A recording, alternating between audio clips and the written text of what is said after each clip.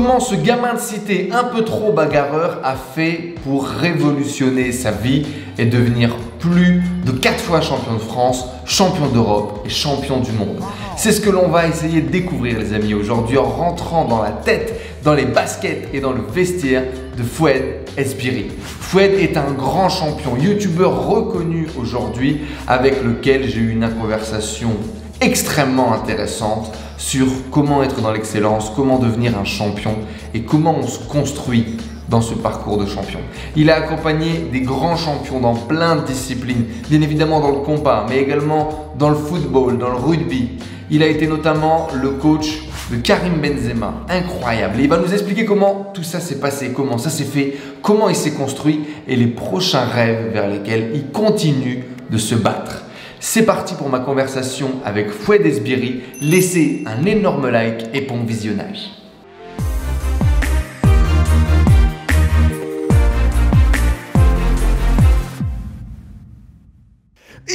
Les Warriors, j'espère que vous avez la forme.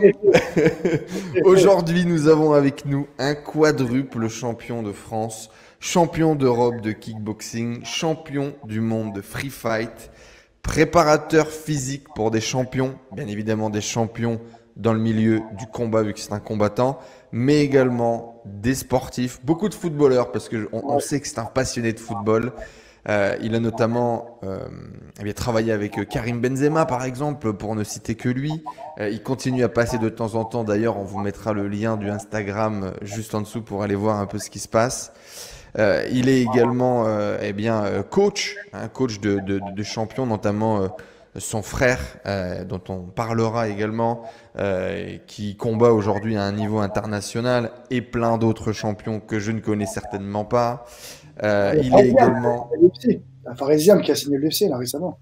Il a fait 2 combats déjà. Et l'UFC, c'est le top du top en MMA. C'est quand même pas mal niveau MMA.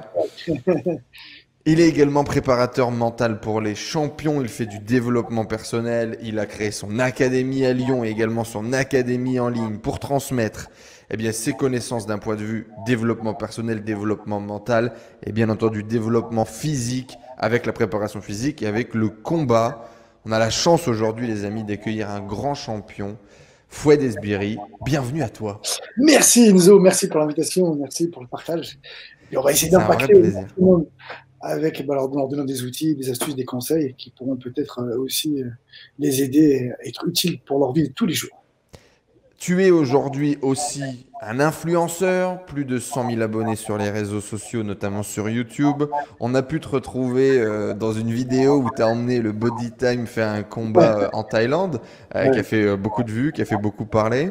Mais tu as également, c'était également avec les Body Time à l'époque, je crois, où tu étais parti. Vous aviez fait la collecte en Afrique pour aller distribuer avec dans l'ONG de Steve Abdelkarim, si je dis pas de bêtises à l'époque. On te retrouve également dans énormément de vidéos autour du monde dans lesquelles tu vas rencontrer des champions, des combattants locaux. On peut te retrouver dans les favelas du Brésil ou au Sénégal avec les lutteurs sénégalais. Donc il y a aussi énormément de contenu, de diversité, de voyage, qui est aussi un de tes grands kiffs, on pourra en parler. Donc voilà, multipotentiel, multicasquette. Un homme impressionnant quand même, avec un parcours impressionnant. Et pourtant très simple, très accessible. Je sais aussi que tu es un grand technicien. Tu adores tout ce qui va être méthode, pratique, beaucoup de développement personnel. Tu creuses en profondeur énormément de choses. Tu continues de te former au quotidien. La dernière fois qu'on discutait, tu étais parti te jeter dans un bain de glace de quelques degrés pour tout ce qui est méthode Wim Hof, entre guillemets. Même s'il y a plein de méthodologies différentes, mais c'est en tout cas… la résistance au froid ou en tout cas ce que ça peut nous apporter. Bref, je suis vraiment heureux aujourd'hui de pouvoir discuter avec toi et de creuser un petit peu plus ton parcours. Quand tu te présentes en quelques mots, tu dis quoi toi? Parce que c'est compliqué de te présenter avec toutes ces casquettes. Je vais commencer déjà par la partie le commencement où j'étais champion. Donc je dis que j'étais champion du monde plusieurs fois. Ensuite, après par la suite, j'ai eu le privilège de préparer, d'entraîner, comme tu as dit, Karim Benzema, Yassine Benzia, Nabil Fekir, même dans le rugby professionnel où je suis intervenu. Ah oui, tu as accompagné pendant plusieurs années, si je dis pas de bêtises, les clubs autour de chez toi dans le rugby, non? Pas de rugby, c'est au football. Bah, là, actuellement, je prépare une équipe de 3e division en préparation mentale. Non, j'avais fait une mission de 5 semaines avec le lot sur la préparation Hmm. mentale et physique. Tu vois. Et Donc, c'est voilà. vrai que et c'est assez marrant parce que si je dis pas de conneries, tu te retrouves du coup dans un vestiaire ou sur un terrain avec que des mecs qui font 2 mètres 120 kilos et toi tu te mets à leur crier dessus. Alors, en fait c'est une idée reçue parce que les rugbyman, il y en a qui sont petits en taille. Mais c'est les arrières en fait qui sont super grands. Mais là, ils font tous 2 mètres, 120 kilos. C'est des armoires à glace, franchement, ils sont impressionnants. Et puis il y a une Et tu culture. leur gueules dessus quand même du coup. Ah, franchement, je n'ai pas de cadeau. D'ailleurs, le premier cours que j'avais fait avec eux, le coach me disait, fois, ce serait bien que tu en prennes un et que tu le démontes. Sinon, ils vont pas te respecter, il m'a dit. Tu vois, je lui dis, t'inquiète pas, ils vont me respecter. Il me dit, non, mais ça serait bien. Je lui dis, t'inquiète. En fait, et en vrai, moi, j'en tenais qu'un bâton, je les ai frappés, et je les ai frappés vraiment, mais j'aurais fait comprendre que le boss, c'est moi, toi. Voilà. À Et l'ancienne. ça s'est bien passé, très, très bien passé. Et il était surpris. Il me dit, ouais, t'avais raison, pas besoin de combat. Donc, il n'y avait pas besoin de faire du combat. Il y a quelques vidéos d'ailleurs de préparation mentale, on en mettra peut-être une dans les vestiaires. Il y en a une moi qui m'a inspiré, je crois que c'est la préparation mentale, si je dis pas de bêtises, du combat de ton frère euh, sur le Glory quand il Mhm. va combattre contre Pinto. Et t'as filmé la préparation mentale dans les vestiaires euh, où on t'entend, voilà, on t'entend l'hypnotiser pratiquement, en tout cas, ou le faire visualiser effectivement le combat, la réussite, le succès, sa victoire. Il va monter sur le ring et puis, bah, désolé, cher ami Pinto, mais il va le coucher. Il va le coucher sur un revers magique. Euh, Très très bonne vidéo et puis ça nous permet un peu de voir aussi ce que tu crées en tant que préparateur mental. Moi, je sais que le combat alors que ce soit de la boxe ou les différents combats. Et moi, c'était beaucoup le basket aussi à l'époque. Aux États-Unis, ils avaient ces préparateurs mentaux où tu voyais le mec qui conditionnait. Il y avait Ouais, beaucoup ça. Aujourd'hui, Eric Thomas est très connu. exactement. Euh, Ça t'est venu d'où ça, ce côté préparation mentale, l'importance de la préparation mentale? Quand est-ce que tu as vu ça pour la première fois? Quand est-ce que tu as pratiqué pour la première fois? Et est-ce que tu peux nous parler un peu de l'importance finalement de ce moment? Regarde, il y a un truc si tu demandes, tu poses la question à n'importe quel sportif, tu lui demandes qu'est-ce qui est le plus important, ils vont tous te dire le mental. Mais personne ne travaille. Ils travaillent tous le physique, la technique, mais ils savent que le mental est le plus important. Et c'est là où on voit qu'il y a quand même, tu vois, un gros fossé et un gros manquement. C'est que les gens, ils savent que c'est le plus important le mental, mais ils le travaillent pas. Donc là, il y a un petit souci. En France, on a encore un problème avec la préparation mentale. On associe à la psychologie du sport, psychologue, problème, alors que le coach mental, il est là juste pour la performance. Donc, si tu as les problèmes, il va t'aider à les résoudre, à les dépasser. Mais lui, ce qu'il veut avant tout, c'est te mettre dans les meilleures prédispositions, émotionnellement surtout, tu vois, pour que tu puisses aborder le combat ou la compétition de la meilleure manière possible. On sait très bien qu'une personne qui n'a pas confiance, bah, elle se met elle tire une balle dans le pied, tu vois.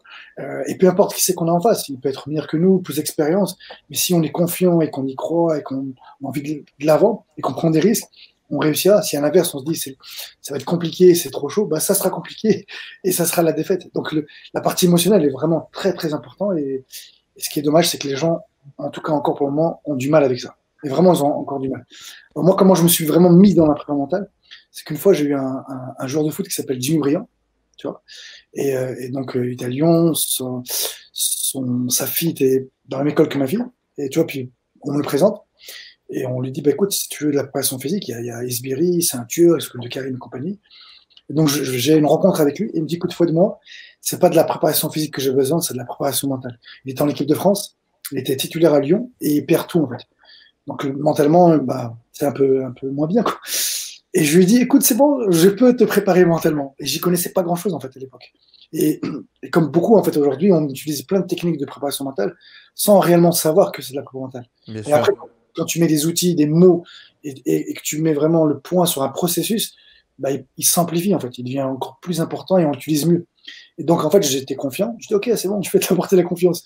Et je me suis mis à lire, à des conférences, à acheter, à m'imprégner. Lui, il m'a dit, écoute, Fouad, on va faire un essai, je prends 10 séances avec toi et je vois ce que ça donne. Et au final, il a signé avec moi pendant un an. Tu vois, pendant un an, et après, je l'ai. Hop, on ne voit plus. Je suis là, je suis là, je suis là. Et après, je l'ai suivi pendant, je crois, pendant 2 ans. Et après, je suis reparti sur des entraînements physiques aussi. Après, je mélange les deux. Donc, c'est là où Hmm. j'ai. Et à l'époque, quand j'avais Karim Benzema aussi, Karim Benzema, il faisait une préparation physique, mais il avait aussi, et à l'époque, il était jeune, il avait 21 ans, il venait d'arriver au Real Madrid, il avait besoin vraiment d'un accompagnement mental, tu vois, parce qu'il jouait plus titulaire, il se faisait critiquer, c'était très difficile pour lui. Pas d'amis, pas de famille, enfin, je crois qu'il avait vécu pendant 1 an dans un hôtel, on avait un peu perdu. Et j'avais pas les outils à l'époque pour déceler qu'il était pas bien mentalement, tu vois. Voilà. Hmm. Donc après, tu sais, quand tu découvres un truc, tu es super content, tu l'utilises, ça marche. Bah, t'en veux un deuxième, t'en veux un troisième, et après tu deviens drogué d'apprentissage. Après, t'as qu'une envie, c'est comme toi, de te former, de former, de former. Là, mais Hmm. principalement, toujours chercher à m'évoluer. On a parlé déjà, moi et toi, ce qu'on se connaît, mais c'est beaucoup de remises en question. Tu vois. Cette année, moi, j'ai eu beaucoup, beaucoup de remises en question, un peu comme toi, vraiment tout profond.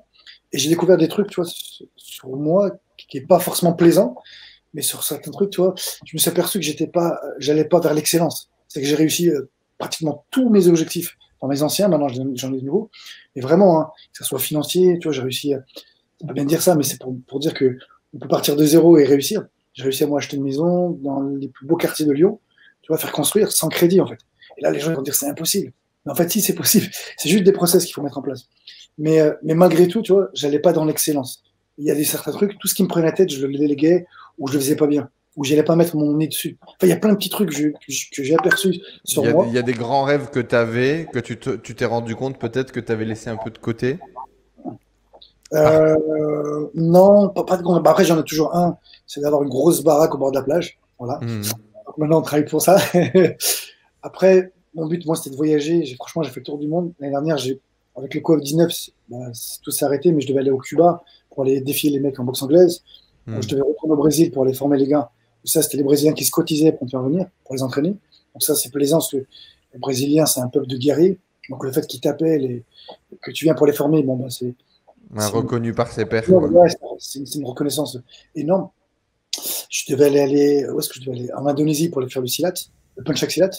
En fait, j'avais plein de voyages, j'avais 6 voyages, et malheureusement, tout est tombé à l'eau. Donc ça, mon rêve, c'était faire le tour du monde, et je continue à voyager. Maintenant, j'espère juste qu'on pourra très vite recontinuer à voyager. Et donc, Mais, dans quel domaine alors tu trouves que ça manque d'excellence dans ta vie?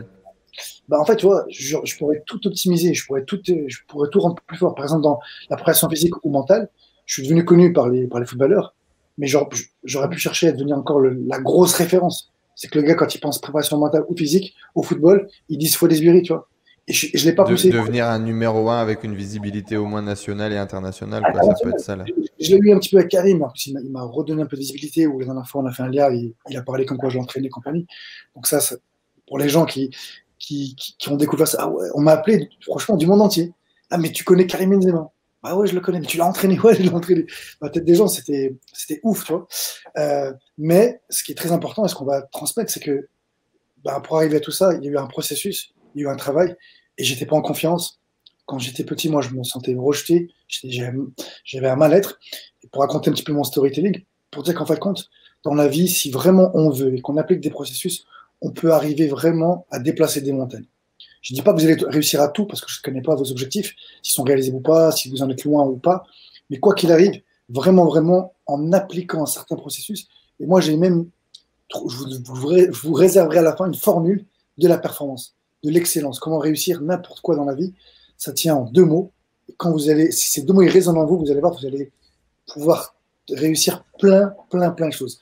Mais avant, j'étais dans une école, moi, dans une école primaire où j'étais le seul maghrébin. Et à l'époque, j'ai subi du racisme, mais pas comme maintenant. Aujourd'hui, du racisme, on ne va pas dire qu'on peut les comprendre, mais avec ce qu'ils voient à la télévision, dans les médias, il y en a certains qu'on à l'époque, c'était juste peur de l'étranger, qui prenait le Hmm. boulot des Français. Et franchement, j'étais un peu quand même mis à l'écart, pour beaucoup. Pour la petite histoire, je me rappellerai, j'ai fait mon anniversaire, j'avais peut-être 10 ans, 10 ans, 9 ans. Et je suis à l'anniversaire, donc j'avais pas trop d'amis, hein, j'avais un petit peu des Portugais qui m'acceptaient dans leur bande, mais eux aussi traînaient contre eux. Je fais un anniversaire, et, euh, et je me suis dit, en faisant l'anniversaire, eh ben, je vais me faire des copains, tu vois. Donc c'était cool. Et j'attends, ma mère prépare un gâteau, je suis là dans le salon, super content, excité. Je me dis, je vais me faire des nouveaux copains, je vais en prendre un connaître. 1 heure, 1 heure et demie, 2 heures, toujours personne qui est venu. 3 heures. Et à un moment donné, je commence à péter un boulon. Il y a une maman qui sonne vers la fin, qui me dit, désolé, mon fils, il est déjà invité à notre anniversaire, il ne pourra pas venir. Elle m'a fait un cadeau. Et ma mère, pour me remonter le moral, me dit, bah, tu vois, t'as un cadeau, c'est déjà bien. Et je dis, j'en ai rien à foutre du cadeau, je veux des copains, moi. Et je l'ai parti. Donc, en fait, j'étais dans une période où voilà, je me sentais, je me sentais rejeté, pas ma place, pas d'un point de vue de mes parents, familial, mais juste à l'école. Donc, bah, je travaillais pas très bien. Et pour exprimer, si tu veux, ce mal-être, je l'exprimais avec les poings, moi, avec la violence. Et je pensais que si les gens avaient peur de moi, ils allaient m'aimer. Bon, c'est débile, mais à l'époque, je pensais ça. Donc, je me battais pour le moins de prétextes. Et en fait, ça n'a pas trop arrangé les choses. Jusqu'à un jour où j'ai vu un film qui s'appelle Kickboxer, Jean-Claude Van Damme, pour ceux qui connaissent. Et j'ai dit, ah ouais, c'est ça que je veux faire. Moi, j'étais à fond dans les mangas déjà, Dragon Ball Z, Ken le Survivant, les Chevaliers Zodiac. Et puis après, une fois que j'ai découvert ce sport, je me suis inscrit. Très vite, j'ai fait des résultats parce que j'avais le goût pour la castagne.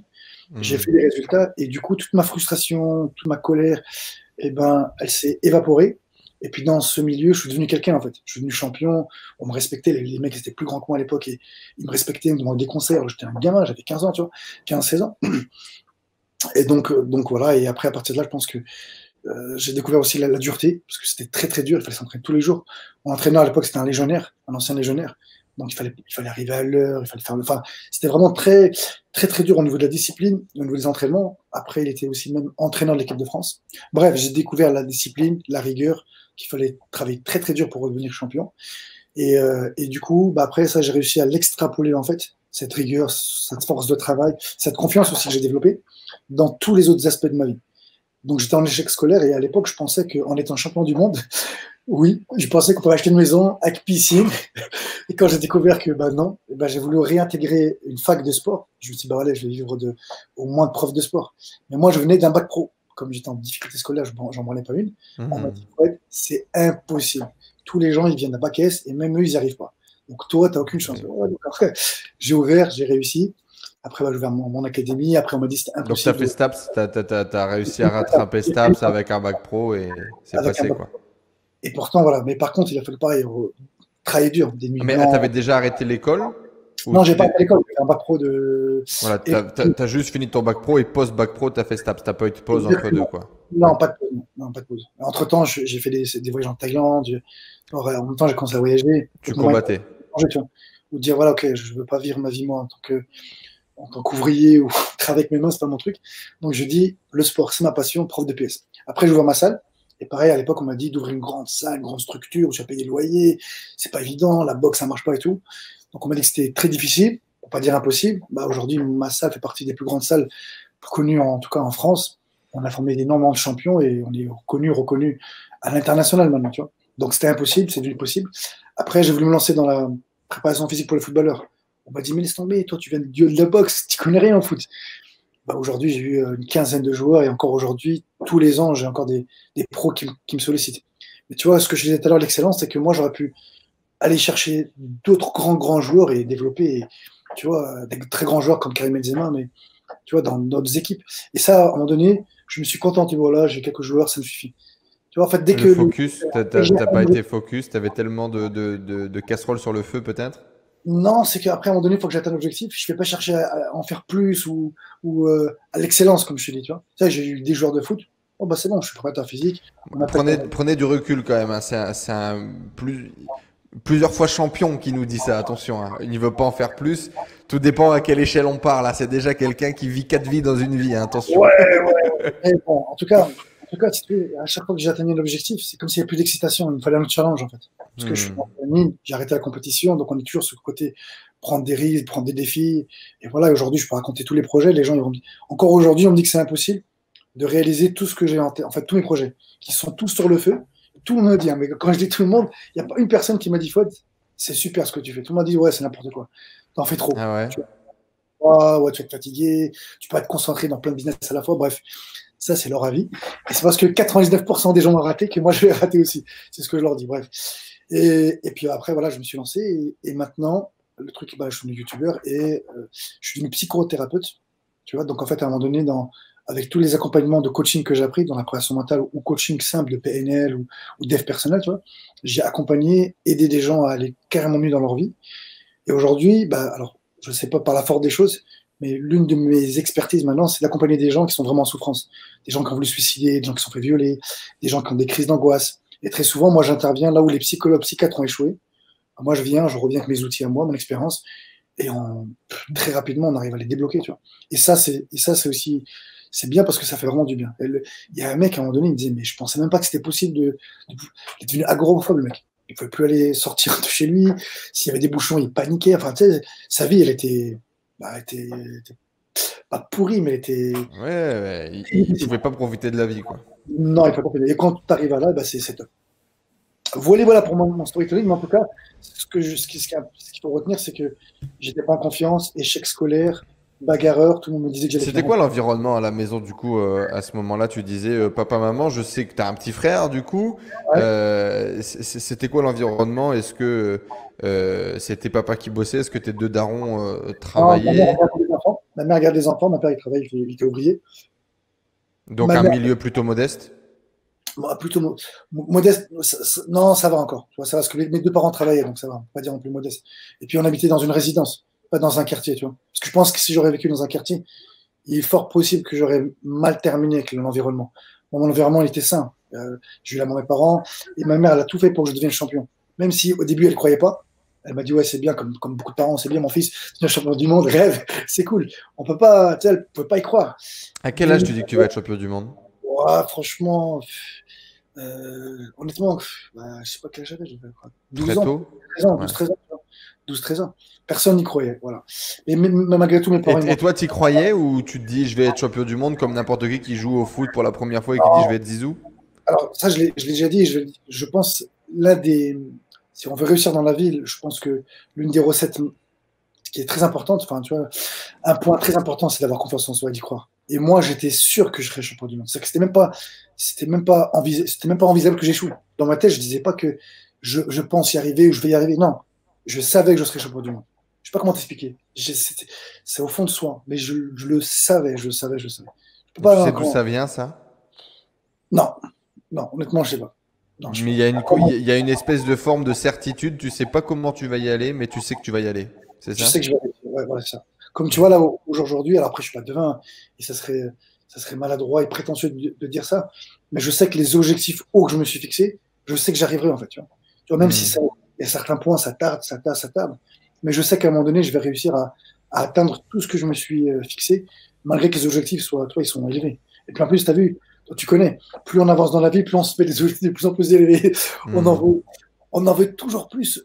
Oui et non. C'est-à-dire qu'après, aujourd'hui, moi, si ma vie s'arrêtait là, que financièrement et à tous les niveaux, bah, rien n'évoluerait plus, en fait, ma vie me suffirait déjà largement. Je fais 6-7 voyages par an, j'ai 4 mois de vacances par an, c'est quand même pas donné à tout le monde, tu vois. J'ai réussi à créer une certaine autonomisation financière, donc financièrement, tu vois, et surtout une liberté dans le temps. J'ai personne au-dessus de moi, bah c'est voilà, c'est bon, je suis comblé, super. Puis je rencontre plein, plein de monde. Et puis tu sais aussi un truc qui est bien, c'est que quand t'es connu, plus tu côtoies du monde, plus les gens viennent vers toi. Donc c'est aussi ça Hmm. qui m'a, je pense que ça aussi, ça m'a facilité beaucoup dans le travail. Bah, tu vois, si je joue Karim Benzema, c'est parce que j'étais champion du monde. Tu vois. Et puis maintenant que j'ai Karim Benzema, j'en ai avoir un autre. Et puis après j'en ai un autre, j'en aurai un autre. Donc en fait aussi, il y a l'espèce de domino en fait. C'est un puzzle en fait qui Hmm. s'assemble. Et plus tu avances vers la fin du puzzle, plus c'est facile. Bah, c'est un peu ça. Je pense que ma vie, si tu veux la résumer, c'est ça. Mais comme pour tout le monde, il y a des hauts, il y a des bas. Et comme je vous l'ai dit, j'étais pas en confiance, je me sentais rejeté, j'étais en échec scolaire, enfin, difficulté scolaire pour dire échec scolaire. Et donc tes parents, ils te soutenaient du coup dans le sport. Le sport de combat, ça peut faire peur à beaucoup de parents aussi. En fait, Euh, ma mère, elle m'a beaucoup soutenu parce qu'en fait, elle voyait que ça me canalisait. Et de toute hmm. façon, elle s'est dit, si je l'accompagne pas, il va en faire. Et puis de toute façon, dans la rue, il continue à se battre. Donc au moins. Et à l'époque, il y avait des gens qui avaient dit, ma mère, mais vous êtes fou. Votre fils, il se bat déjà beaucoup. S'il fait de la boxe, ça va être encore pire. Et ma mère, elle les a pas écoutés, heureusement, tu vois. Et Ouais, elle parce m'a qu'en général, c'est plutôt l'inverse qu'autre chose, hein. Ouais, mais ma mère, elle m'a soutenu, et puis de toute façon, je l'avais fait comprendre que jamais ça, c'était ça que j'avais besoin, tu vois. Donc, ma mère était très compréhensible, franchement très compréhensible. Et elle m'a soutenu, tu vois. Donc, ça aussi, l'environnement, je pense que des fois, ça peut jouer. Mais, et même si vous avez un environnement qui est pas très sain, et même s'il y a des gens autour de vous qui vous disent que c'est impossible, que vous n'arrivez pas, que vous n'avez pas trop de soutien, malgré tout, vous pouvez réussir. Parce qu'il y a plein d'exemples de gens qui ont réussi malgré qu'ils n'avaient aucun réseau, aucune connaissance. Ça aussi, et ça, toi, tu le sais aussi bien que moi, c'est qu'une question en fait de croyance. Aujourd'hui, on vous a mis plein de croyances dans la tête, qu'on vous a dit pour devenir riche, il fallait avoir des grandes études, il fallait un gros diplôme, se faire embaucher par une grosse société. En fait, on nous a fait croire plein, plein de choses. Et tout ça, en fait, si vous pouvez découvrir que tout ça, c'est faux. En fait, Hmm. votre réalité, c'est vous qui la créez. Donc, c'est vous, en fait, qui décidez comment vous voulez vivre et ce que vous voulez devenir. Donc, peu importe qui vous étiez avant, le plus important, c'est qui vous voulez devenir. Donc, voilà, aujourd'hui, dans mon passé, j'étais un loser. Ben, maintenant, je vais devenir champion. Ok, ben, je vais me concentrer sur mon futur, car mon passé ne détermine pas mon futur. Justement, toi, au début, tu te battais un peu avec la rage de vaincre, avec l'envie de devenir quelqu'un, mais on va dire un peu avec cette énergie un peu négative, finalement, du rejet. Euh, à quel point tu dirais que ça t'a porté et que finalement, ça t'a aidé à devenir un vrai combattant, à faire tes armes? Et quelle est l'énergie d'après? Quelle est l'énergie positive qui après t'attire plutôt que l'énergie, on va dire, un peu négative qui nous drive peut-être au début? C'est la première fois qu'on me pose cette question, donc ta question est très poussée, elle est très profonde en même temps, c'est super. Là, tu me poses même limite une colle, toi, tellement que ta question elle est pertinente. Je- Déjà, est-ce qu'on est d'accord ou pas qu'au début, c'est un peu une énergie négative comme ça qui va te pousser à te dépasser, à te battre? non, ouais, je pense que c'est négatif. C'est négatif. C'est négatif, mais avec une envie de réussir, en fait. Tu vois, Mhm. en fait, c'est de vivre quelque chose qui ne plaît pas et envie de Oui, réussir. alors pour tout le monde, on ne le vit pas de façon négative, mais c'est une énergie un peu de haine, c'est une énergie de combat, de besoin de faire sa place, besoin qu'on soit vu, etc. Et aujourd'hui, bah, j'ai gardé les traces, tu vois, si je suis youtubeur, c'est aussi pour ça. Donc, ce sentiment de manque un besoin de reconnaissance, en fait, tu vois. Pas un manque, mais Mhm. un besoin. Ma mère et mes frères et les gens qui habitaient dans ma résidence, c'était top. Donc, j'étais pas non plus rejeté, mais pas dans mon école. En tout cas, pas à l'époque. Oui, Et et en puis plus, dans tous les cas, peu importe la situation, c'est toujours une perception. C'est-à-dire que tu peux avoir tout le monde autour de toi qui t'aime, et puis toi, tu te sens pas aimé, hein. C'est complètement possible aussi. et attends, je vais te dire maintenant l'inverse, ce que j'ai pas raconté dans mon storytelling, c'est que quand j'étais en primaire, après, on m'a mis, je sais pas pourquoi, et tant mieux en la guerre, on m'a mis dans un collège de ZUP. J'habite moi Hmm. dans une ville où c'est une ville un peu bourgeois, tu vois, et on m'a mis dans la ville voisine, dans un collège qui était en plein milieu du quartier, où mes frères et sœurs sont tous partis là où c'était, on va dire, bien, et on m'a mis, et quand je suis arrivé là-bas, comme moi je venais pas de leur quartier, bah, là aussi j'ai dû me battre. Quand je suis arrivé Hmm. en 6e, 5e, c'était baston, baston. Et à la fin, comme vous le savez maintenant, j'aime le baston, j'ai fini par devenir chef de bande. Et après, tout le monde, tout le monde avait plus ou T'avais moins. gagné la reconnaissance, quoi. Et j'étais vraiment devenu un chef. J'avais au moins une clique de, allez, peut-être 20, des fois 25, ça dépendait. Et je disais, OK, aujourd'hui, on va aller s'occuper de son cas, lui, et je donnais des ordres. Et personne n'osait venir me contredire, se battre avec moi. Tellement j'aimais la bagarre, à l'époque, le moindre prétexte, castagne. Mais comme tu as dit, la question profonde, c'est que je pense que c'est tellement j'ai souffert à l'époque, en tout cas de cette partie-là, ok, eh bien, c'est cette envie de réussir, de faire mieux, en fait, tu vois. Je sais pas comment Hmm. expliquer. Et après, une fois que tu t'aperçois que tu réussis, bah, tu as envie d'encore plus de réussir. Et après, tu t'en sors, en fait. C'est comme ça que je l'expliquerai. Moi, je pense, mon avis à moi, ça serait intéressant que tu donnes le tien, mais je pense qu'une personne ne peut pas changer si elle n'a pas un choc émotionnel. Hmm. Je pense qu'une personne n'arrivera jamais à se remettre en question et surtout à aller voir des trucs profonds si à un moment donné dans sa vie, elle a eu un petit choc. Par contre, une fois qu'elle a eu ce petit choc émotionnel, alors peu importe ce que c'est, un divorce, le mec se trouve au chômage, il était malade, il a fait un accident de voiture, peu importe, mais pour lui, ça a été un petit choc émotionnel. À ce moment-là, il se rend compte que sa vie ne lui convient plus, il veut changer, et quand il change, bah, il s'aperçoit qu'il y a vraiment un bienfait sur lui, ce changement, et à partir de là, ces gens-là continuent à évoluer, à faire un désir de changement, parce qu'ils ont vu qu'il y a un changement, un petit changement a changé peut-être leur vie ou leur vision des choses, et après, ils sont constamment dans, dans cette recherche de changement, en fait. Et, euh, et c'est comme les gens, tu vois, la plupart des gens, si tu veux, pour moi, hein, les gens vont vouloir changer le toit de leur maison l'hiver, quand il pleut, quand il neige, plutôt l'été. C'est-à-dire qu'on le fait en urgence. Et c'est pas forcément là où on fait les meilleurs choix. Donc en Bien sûr. gros, aujourd'hui, si vous n'avez pas de choc émotionnel, pas de souci, à vous d'aller faire une recherche très profonde sur vous. Et quand on dit profond, c'est vraiment essayer de voir vos peurs, ce que vous pensez être juste, pas juste. En fait, et aussi, je pense qu'un truc qui est très très important pour moi, hein, quand j'accompagne les gens, c'est vraiment d'essayer de découvrir avec sincérité comment les gens ils vous perçoivent. Et en fait, on pense toujours que les gens ils nous perçoivent d'une manière, et en vrai, croyez-moi, hein, il y a toujours une sacrée différence. Donc on peut penser que les gens m'aiment bien, quand ils me voient, ils sourient, et en fait, ils trouvent que je m'en raconte, que je sais pas, que je raconte que des conneries, que je suis vulgaire, que je sais n'importe quoi. Je ne sais pas. Mais vous allez vous en rendre compte qu'en fait, quand vous allez vraiment chercher à savoir comment les gens ils vous perçoivent, Mais vraiment, sincèrement, bah, peut-être ça peut vous faire changer. Vous allez dire, ouais, c'est vrai que les gens ils me voient un mec comme arrogant, comme un mec qui se la pète, un mec peut-être trop gentil, je sais pas. Hein. Je sais pas ce qu'il pourrait y avoir. Mais là, vous allez peut-être avoir une réalité de qui vous êtes au plus profond de vous-même. Parce que je pense qu'on ne sait pas réellement qui on est. On connaît nos points forts, nos points faibles, mais on ne connaît pas vraiment ce qui est en profondeur. Et si je peux donner une métaphore, et ben en fait, dans notre tête, c'est une tempête. Imaginez une grande tempête avec des grosses vagues. Et plus vous descendez en profondeur, plus c'est calme. Mais aussi, plus c'est calme, plus c'est noir. Et plus ça fait peur aussi, d'une certaine manière. Donc, le haut, il fait peur. Le plus bas fond, il fait peur. Et en général, ben, on va descendre un petit peu et on n'ose pas aller au plus profond de nous-mêmes. Et si vraiment vous voulez changer et améliorer votre vie et réussir et aller vraiment plus vite, et ben là, la connaissance de vous, la connaissance de soi. Voilà. Après, moi, je crois pas trop aux théories de tous les tests psychologiques que vous pouvez faire, MBTI, ProcessCom, tout ça, j'en ai fait. Hein. Et sincèrement, pour moi, on ne peut pas réduire 7 milliards de personnes sur 6 catégories, sur 7 catégories, on est 7 milliards avec une empreinte différente. Donc en fait, on est tous différents.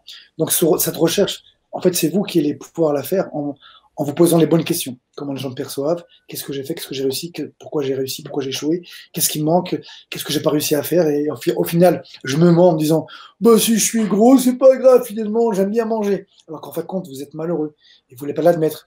En fait, c'est vraiment d'être franc avec vous-même. Et je pense que vous allez vraiment découvrir plein de choses sur vous. Et on en parlait, Enzo. C'est là où tu peux partager toi aussi ce que tu as fait et ce que tu continues à faire maintenant. Bah, déjà, j'aimerais te dire merci. J'aimerais te dire merci pour autant d'authenticité. Il faut comprendre que c'est pas facile et c'est pour ça que j'adore discuter avec de vrais champions. C'est l'humilité du champion. C'est-à-dire que la Fouad, il est face à nous, il pourrait vous foutre son palmarès à la gueule et ça suffirait en fait. Il met juste son CV comme ça et ça parle à sa place. Et non, il creuse et il te partage ses peurs, il te partage encore ses peurs actuelles, où il te dit qu'en ce moment, il n'est pas dans l'excellence parce qu'il pourrait aller sur des trucs. Mais il faut comprendre que la personne qui vous dit ça est déjà un grand champion et elle n'a plus rien à prouver. Et elle te dit encore, tiens, je suis pas assez dans l'excellence en ce moment dans ma vie. Et ce que ça devrait vous donner, c'est de vous dire, waouh, si ce type qui est là, à ce niveau-là, qui a construit ça, il est encore capable de se dire, waouh, là j'ai peur, je sais pas vraiment de quoi j'ai peur, mais je vais aller voir ce qui se passe pour essayer de dépasser tout ça et d'aller encore vers d'autres objectifs. C'est de te mettre tout ça dans ta vie au quotidien. Et moi, mais c'est ça en fait. Il n'y a même pas besoin de rajouter quoi que ce soit. Moi, ce qui m'inspire, ce qui me permet d'avancer aujourd'hui, c'est de voir de grands champions comme toi se dire, tiens, j'ai plus besoin de collectionner pour collectionner.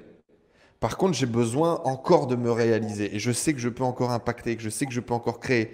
Je peux découvrir des trucs sur moi. Et donc, du coup, waouh, je me regarde dans le miroir, sans filtre Instagram, et je me dis, waouh, j'ai peur de ça en fait.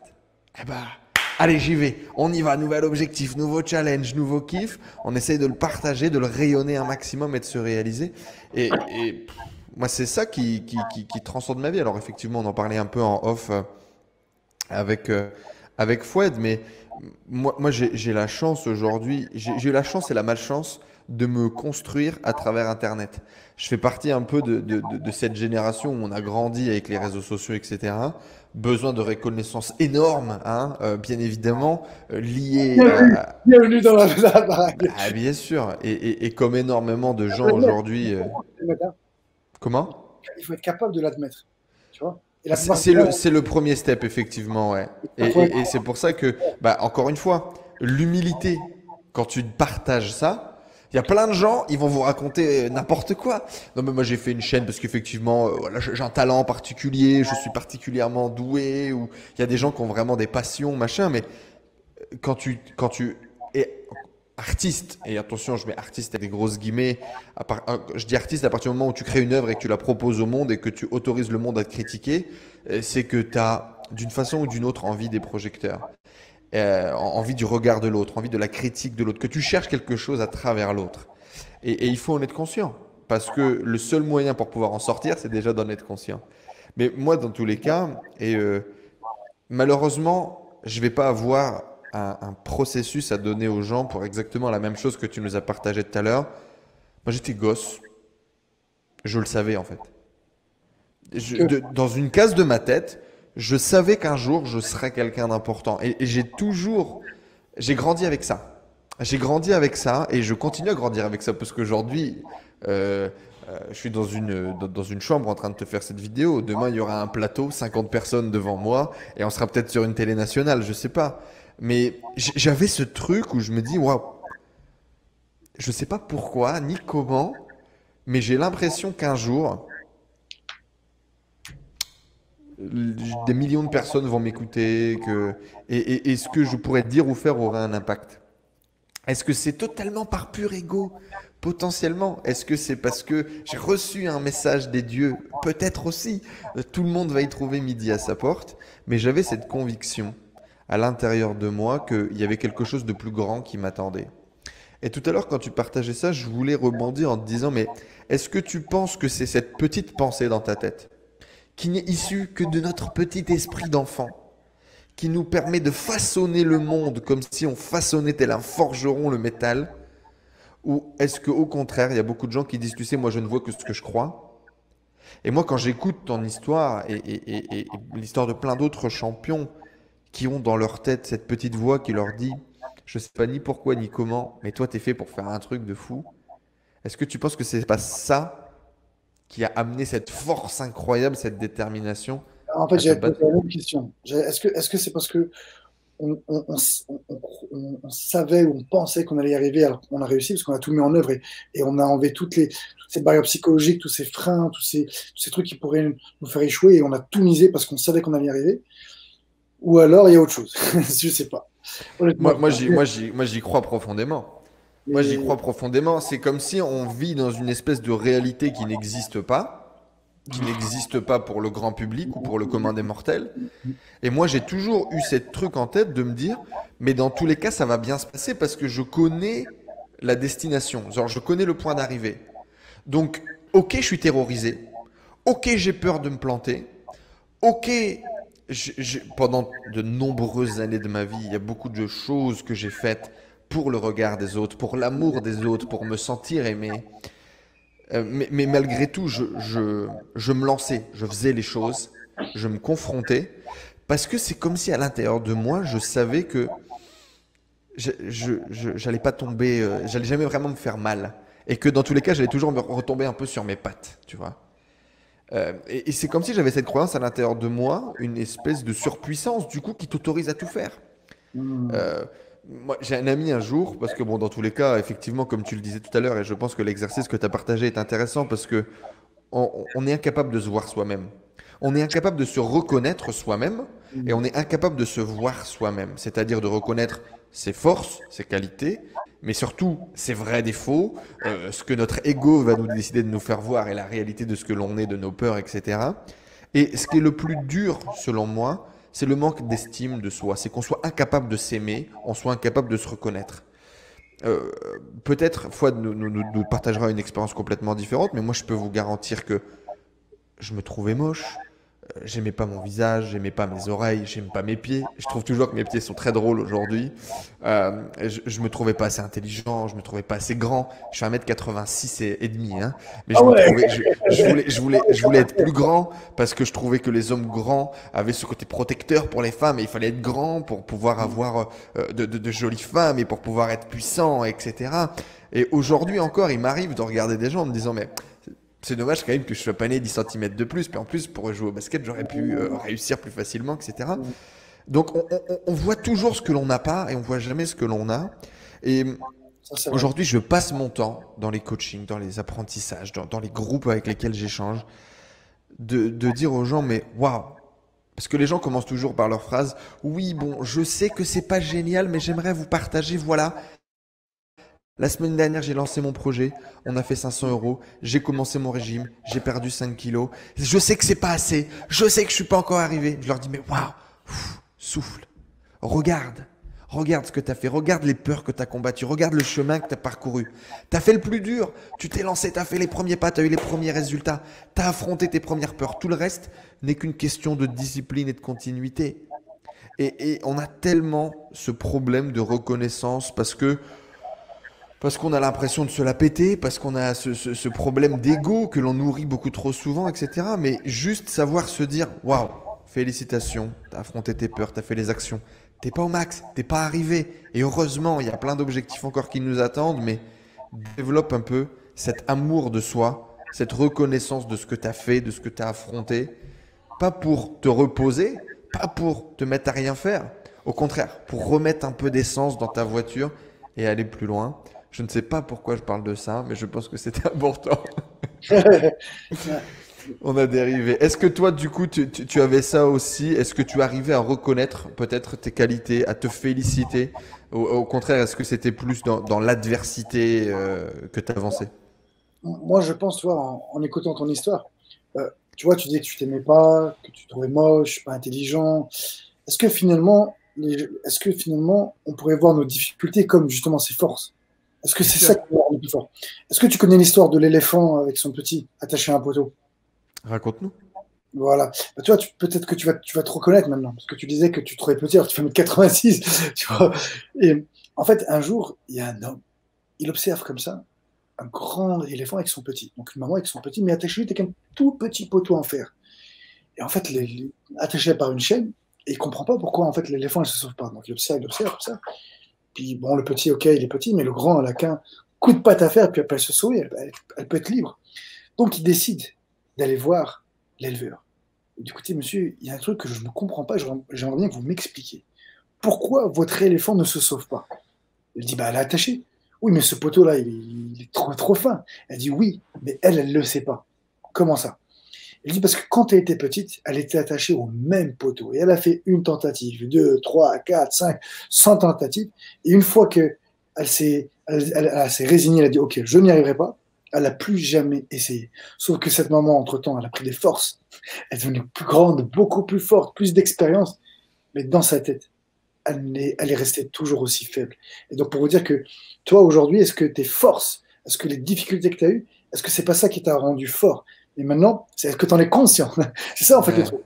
Est-ce que tu es comme complètement. cet moment éléphant où tu as vraiment pris de la force et que tu en es conscient? Ou alors est-ce que toi aussi, tu penses que tu n'es pas encore suffisamment fort, suffisamment beau, suffisamment intelligent? Je suis. Tu ne vois pas ce piece of art que je suis. Euh, Ce qui est incroyable et que j'aimerais peut-être que tu nous partages aussi, c'est cette vision de peu importe ce que tu as accompli dans ta vie, peu importe ce que tu fais, il y a toujours cette petite voix qui te dit que t'es pas assez, que tu vas pas y arriver. Mais c'est juste que on apprend à faire avec, on apprend à la dépasser comme un muscle. Euh, Par exemple, 6 titres, 7 titres, 12 titres de champions divers et variés. Est-ce que tu avais encore des peurs de te dire je vais pas y arriver, c'est trop dur, je vais perdre, etc. Quand tu combattais encore, quand tu étais encore champion, même aujourd'hui, quand tu coaches, est-ce que des fois tu te dis encore peut-être je suis pas assez bon, j'ai pas ce qu'il Non, faut pour l'amener au niveau de champion? pas dans la boxe. Pas dans le combat. Pourquoi? Parce que dans le combat, et en vrai, comme je dis, c'est là où c'est là où j'ai réussi, moi, à extrapoler ce que j'ai appris dans la discipline des sports de combat en tant que sportif de niveau, dans la vie de tous les jours. Aujourd'hui, si jamais je devais affronter un gars, un boxeur, qui est plus fort que moi en anglaise, qui est plus rapide, qui est plus technique, peu importe, ben pour moi, c'était pas un problème. Je dis, OK, ben moi, non, à moi de travailler. Donc aujourd'hui, si on pose la question à tous les gens qui te suivent, si on leur demande, qu'est-ce que c'est la confiance pour vous?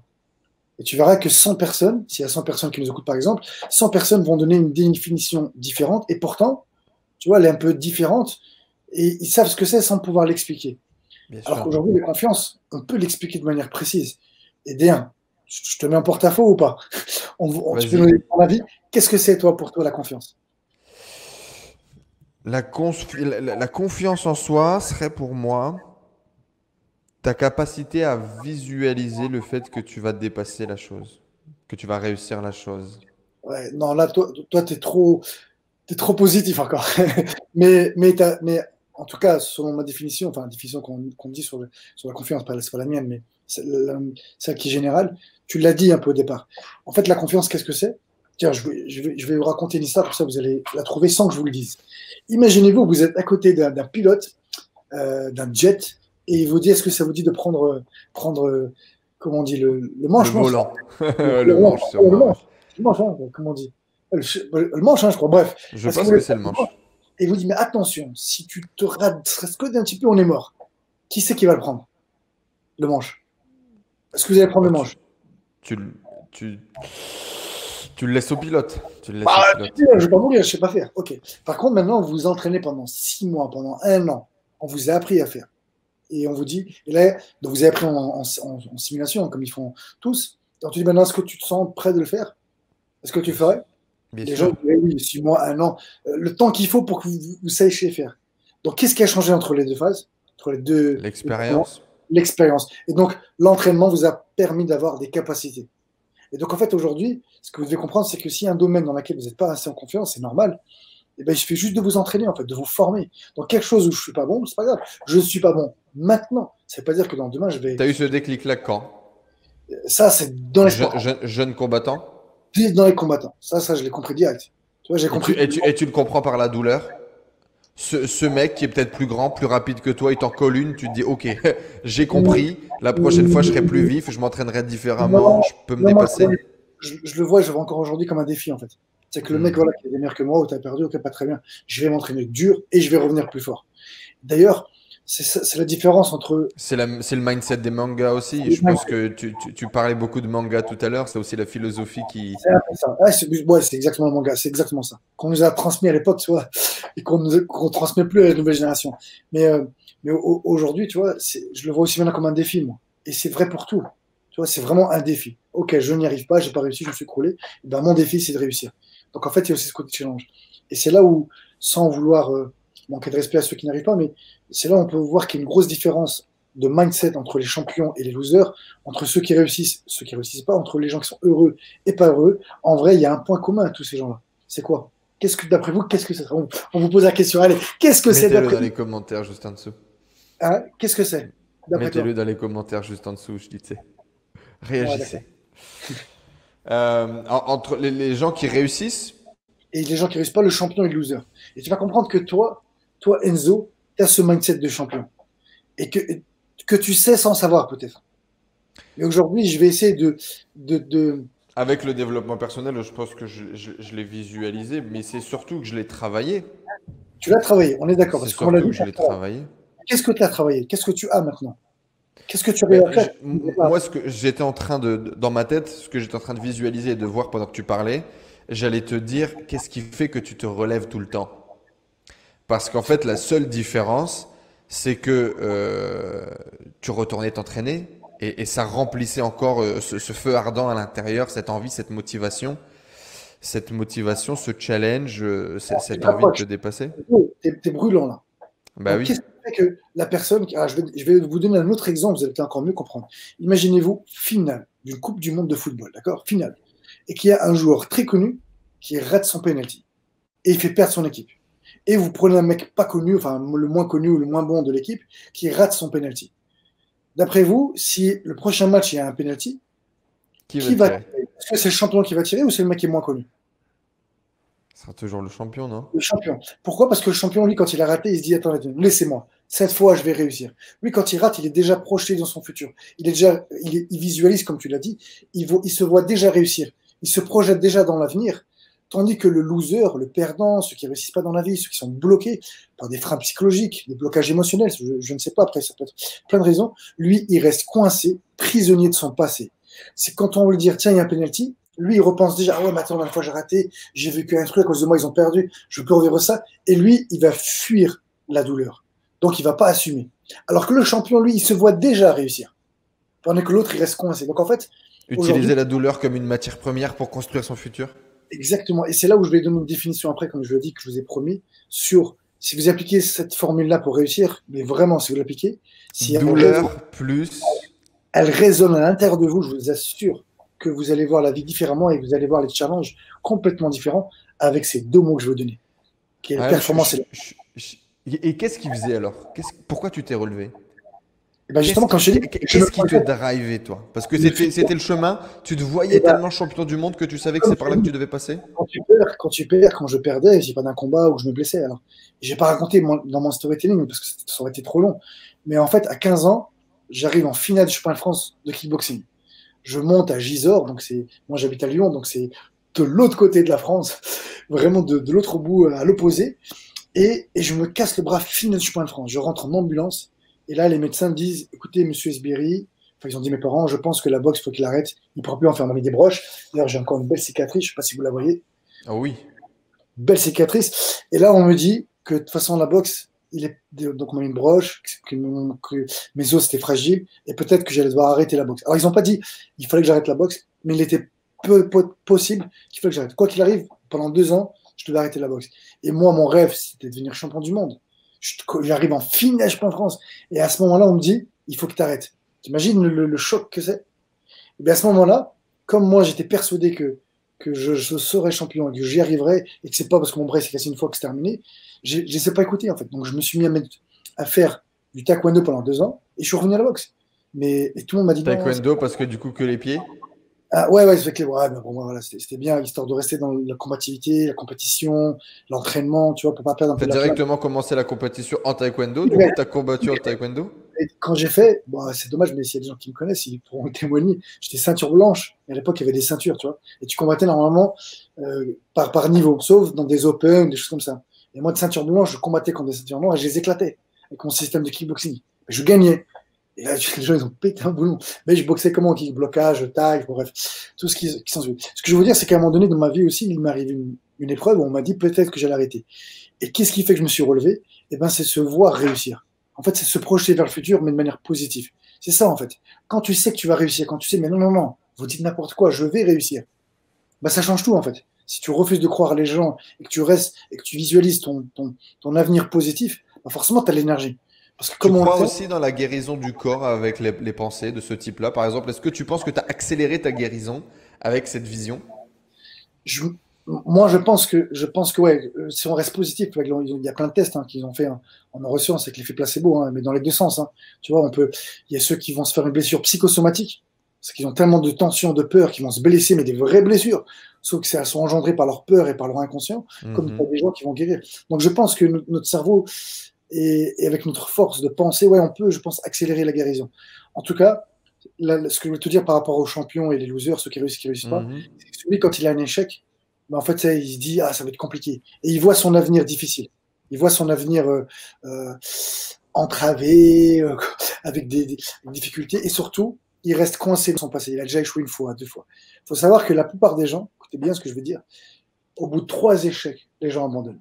C'est que la moyenne, c'est quand quelqu'un fait une chose une fois, 3 fois consécutives, une deuxième fois, une troisième fois, ils finissent par dire, et pire que ça, dire c'est fini, c'est pas pour moi, c'est trop dur, je n'y arriverai pas.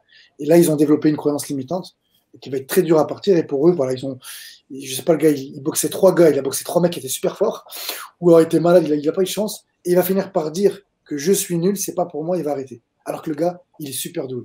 Et des histoires comme ça, on en connaît plein, dans tous les domaines, pas que dans les sports, pas que dans les sports. Donc en gros, pour répondre à ta question, je pense que nous alors après ça fait prétention, mais nous qui avons réussi à atteindre nos objectifs, c'est que nous, quand on avait un échec ou une difficulté, on voyait comme l'avenir positif. Alors que celui qui a échoué, c'est que lui, son avenir, il le voit négatif. On le voit très bien aujourd'hui avec le Covid-19, où la plupart des gens sont négatifs. Et ils voient leur avenir négatif. Mais on sait que ceux qui vont s'en sortir, c'est ceux qui voient leur avenir positif, qui vont prendre des risques, qui vont aller de l'avant, qui vont savoir s'adapter et accepter aussi. Tu vois, moi, j'ai perdu des sous, là. Là, j'ai une grosse salle et bah, j'ai pas d'entrée, j'ai que des dépenses. Alors, même si l'État va nous aider, l'État va pas nous donner ce qu'on avait gagné, c'est impossible. Donc, aujourd'hui, c'est d'accepter que j'ai perdu de l'argent. Je vais essayer de sauver les meubles pour pas perdre le club et faire en sorte qu'on pourra continuer. Donc, en fait, je pense que la première chose, c'est d'accepter. Et l'autre de dire, ouais, mais c'est malheureux, comment on va faire et pourquoi? C'est comme ça. Donc, c'est d'accepter, rester positif et se focaliser sur les solutions. Sur ce que l'on peut créer, sur la différence que l'on peut faire. Ouais. Quand tu as atteint cet objectif incroyable, donc plusieurs fois champion de France, etc. Donc j'imagine que quand tu es champion de France, tu te dis, bon, bah, le prochain step, c'est l'Europe. Quand tu fais l'Europe, après, c'est Exactement. monde. Quand tu fais monde, que tu réalises ce rêve de gosse que quand tu as 12 ans, qu'est-ce qui se passe? Est-ce qu'il y a une espèce de vide astral parce que tu te retrouves sans objectif? Ça arrive à beaucoup de gens. Est-ce qu'au contraire, tu arrives à très vite redéfinir de nouveaux objectifs? Est-ce que tu as l'impression d'être arrivé au bout de quelque chose ou au contraire au début d'un nouveau livre? Non, non, je pense que, en tout cas, me concernant moi, c'était d'être champion du monde le plus de fois possible. Et je l'ai fait dans des disciplines différentes, kickboxing, boxe thaï, absolute fight, c'était le MMA, mais c'était sur un ring à l'époque et pas sur une cage, tu vois. Donc voilà, c'était une petite différence. La cage, c'était trop vu violemment, c'était l'UFC, mais Hmm. il n'y avait qu'aux États-Unis, en tout cas en Europe, il n'y avait pas encore de cage. En fait, c'était d'être le champion du monde le plus longtemps possible. Et après, par contre, ça où c'est pas bien, c'est qu'on a un ego. C'est qu'on veut plus perdre, en fait. Après, quand tu commences à gagner, eh ben, tu t'entraînes pour ne plus perdre.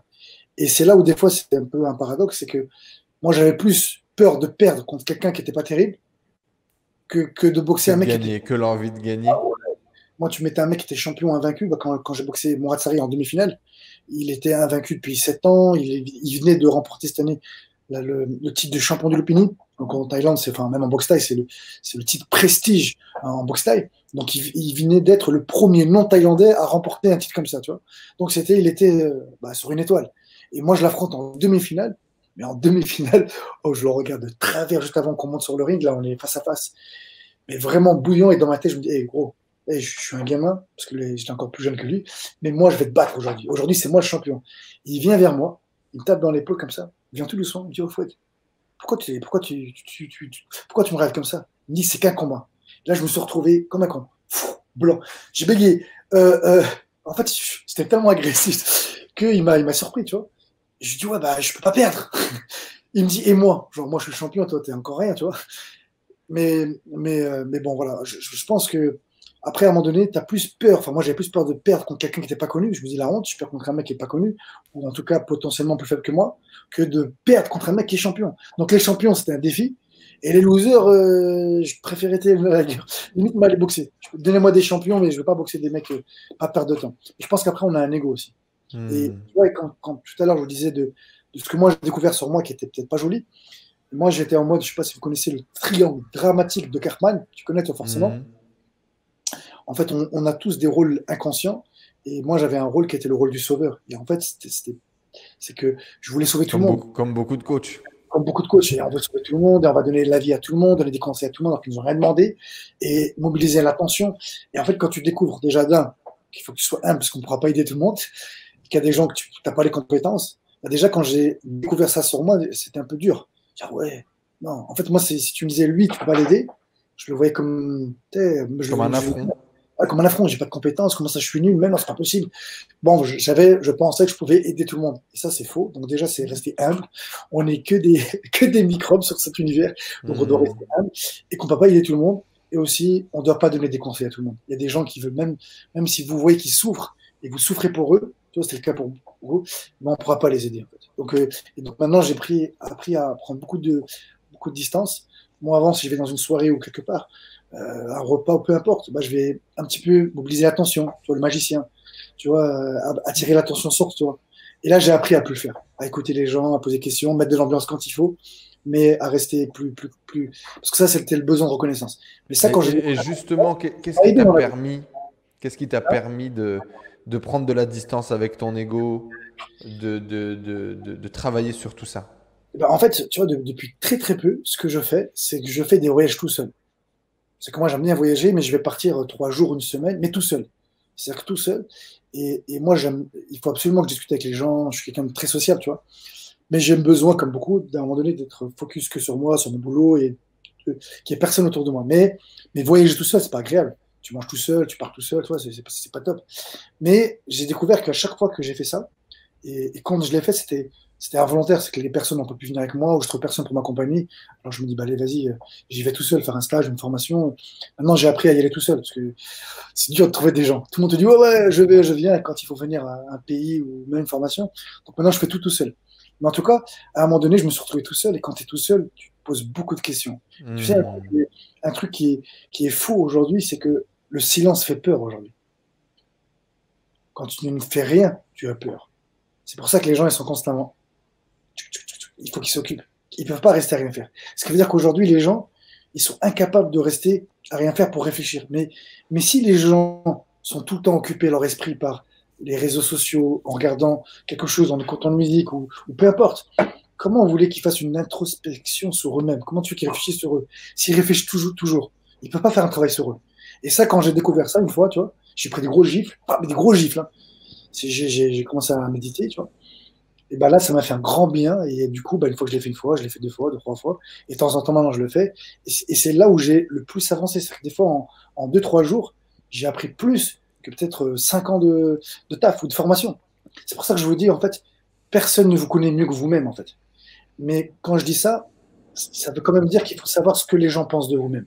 Donc, poser des questions, comment les gens, d'après vous, réellement pourraient vous percevoir. Et comme je te dis, moi, De quoi j'avais. tu penses que les gens ont peur, Fouad? De quoi? Les gens, Ouais, qu'on qu'on les ait aime pas. toujours besoin. Mais ce que tu dis là, c'est partagé par beaucoup de gens. Il y a une expérience intéressante qui a été faite par Léo Duff. Je sais pas si tu connais, c'est un youtubeur technologique. Ils sont enfermés à trois dans un appart, dans la nature, sans téléphone, sans technologie, sans rien. Et le mec, il dit tous les jours, je me couche avec un audio, avec une musique, avec une vidéo, avec une série télé, parce qu'il dit j'ai peur d'être seul en fait. Et de quoi tu penses que les gens ont peur? Qu'on ait toujours besoin d'excitation, de stimulation, de notification, qu'on est incapable d'avoir ce... Moi, c'est pareil, hein, j'ai exactement la même expérience que toi. C'est mon premier voyage en solo où moi j'ai eu toujours plein d'amis, je me suis toujours entouré, j'ai attiré les gens à moi parce que, en fait, je sais pas, l'idée c'est quoi? Certainement, la peur que j'avais, c'est de me retrouver tout seul et puis de me dire, bah voilà, je suis tout seul, personne ne m'aime, je suis qu'une grosse merde, ou tu vois, j'en sais rien, moi. C'était cette voix dans ta tête que t'as peut-être pas envie d'entendre et affronter une certaine forme de réalité que je voulais fuir, peut-être en mettant de l'animation. Euh, de quoi tu penses que les gens, ils ont peur quand ils fuient justement ce silence, cette introspection? Moi, mon avis à moi, je pense que les gens ont peur de deux choses. Peur d'être seul, peur de pas être aimé, en fait. Tu vois. Donc, en fait, peur de pas être aimé pour être seul. Donc, les gens, ils ont constamment besoin d'être entourés. Tu vois, quand quelqu'un se fait chier aujourd'hui, qu'est-ce qu'il va faire? Et quand il n'est pas bien, bah, il va téléphoner à quelqu'un. Ou il va envoyer un message à quelqu'un, tu vois. Donc, en fait, je Hmm. pense que les gens, ce qu'ils ont peur, c'est d'être seul. Et alors, de ne pas être aimé. Et en vrai, le plus profond, c'est d'être seul, finalement. Tu vois, seul, c'est plus tout le truc le plus profond. Donc, c'est d'être rejeté. Je pense que beaucoup de gens ont même pas. Et c'est pour ça que les réseaux sociaux marchent très très bien. Tu vois, Instagram, tous les réseaux Snap et tout. C'est que les gens, c'est pas méchant ce que je veux dire, mais Ça et, nourrit. moi, si vous me suivez, vous verrez que je suis pas dans ça justement. Donc c'est pour ça que je peux me permettre de le dire. Mais les gens, en fait, ils cherchent à ce qu'on les aime. Le mec, il a personne dans son entourage, mais il va quand même liker. T'as vu ce que je fais? T'as vu ce que j'ai mangé? T'as vu où je suis? Il n'y a que sa famille qui va liker. Ça fait de la peine, en fait. Et pourtant, il sait que c'est quoi? C'est son frère, son cousin, son pote. C'est pas trop important. Il va avoir 3 likes, les mecs. Mais pour lui, c'est important, en tout cas. Donc lui, il a besoin de se sentir aimé, de se sentir utile, de se sentir efficace. Mais si tu veux, moi, je pense que ce qui est très dommageable, c'est que maintenant, les gens ne cherchent plus le bonheur. Ils cherchent à paraître heureux. Et ça change tout, en fait. Moi, par exemple, dans ma vie personnelle, je montre rien. Dans les réseaux sociaux, je montrerai jamais ma femme, jamais mes enfants. Les gens, ils savent pas si je suis marié ou pas marié. Ils verront jamais ma maison. Ils verront jamais ma voiture. Jamais où je vais en vacances. Sauf quand c'est des trucs sportifs ou que je peux partager quelque chose dans des personnel. Mais c'est juste pour du partage. Mais je vais rien montrer. Déjà, ni pour envier les gens, ni pour leur dire ce que je fais, parce que ça me regarde que moi, c'est très personnel, mon cercle familial, tu vois. Et voilà, moi, c'est juste pour donner, partager et être utile. Divertir des fois, je peux raconter des blagues, mais pas j'ai fait ça, je suis allé là, voilà. Sauf si c'est un truc sportif. Je suis allé en boxe style, là, je rencontre un tel, tu vois, un truc Hmm. sportif. Donc, c'est juste des trucs qui vont être, on va dire, un peu professionnels. Mais je Tu pense veux que les gens t'éloigner en tout cas de l'ego pur et de vont nourrir ton ego. Parce chercher. que comme tout le monde, tu aurais très bien pu le faire et en avoir envie. Oh, ma belle maison, regardez, mes enfants, ils sont beaux, bien éduqués, ma femme, gentille, douce, jolie. Comme tout le monde, on pourrait avoir ces envies-là, j'imagine. Bah, Moi, le premier d'ailleurs. tout le monde, mais après, est-ce que c'est bien? Je sais Qu'est-ce que pas. ça nourrit, ouais. Est-ce que ça Hmm. nourrit? Après, ça nourrit notre ego à nous, tu vois. Et moi, j'espère ne pas être, tu vois, ce que je déteste, c'est les gens qui se la jouent. Et j'essaie d'être le plus impossible et vraiment de partager mon temps avec le plus d'authenticité possible, tu vois. Et mettre de l'énergie. Alors, je sais qu'il y a des gens qui vivent à travers nous, tu vois, parce que je reçois tous les jours des messages, des gens qui te disent merci, tu vois, encore pas plus tard ce matin, merci grâce à tes vidéos, ça m'a permis d'avancer.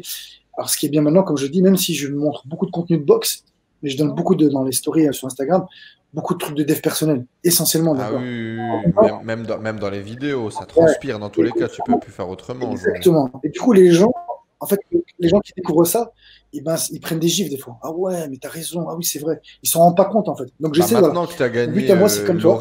l'oreille de milliers de personnes, de centaines de milliers de personnes, effectivement, quand tu as ce rôle un peu de grand frère, j'imagine, sur énormément de jeunes qui sont dans le sport, de jeunes qui sont dans le combat, et qui n'écouteraient personne avec les bons conseils, mais le fait que ça vienne du champion, du combattant, du coach, bah pouf, là ça rentre, hein. Ouais, tu vois, par exemple, là, moi, je vais partager des stories et je me donne une liberté de je partage si j'ai envie, si j'ai une bonne énergie, sinon je partage pas. Donc, je partage pas pour partager, en fait, tu vois. Et tu vois, là, ça fait une semaine, je crois, dans les réseaux sociaux, j'ai rien partagé, ça fait 15 jours, 3 semaines même, parce que je n'ai pas envie. Tu vois, c'est juste quand j'ai envie. Mais par contre, maintenant, je reçois plein de messages où les gens me disent, ouais, putain, faut, ça nous manque le matin, ça nous motive et tout. Donc là, je pense que je vais essayer de laisser encore passer cette semaine. Et après, essayer de donner beaucoup de contenu, tu vois. Et en fait, je me suis rendu compte qu'on aide vraiment les gens, en fait. Et les gens, ils vivent à travers nous, par procuration, en fait. Tu vois, quand je voyage, je sais que quand je voyage, les gens, ils kiffent. Parce ils voyagent avec moi. Et puis, je leur donne une bonne énergie. Mais ce que je veux dire, c'est qu'on a une responsabilité et on doit faire aussi attention à nos messages.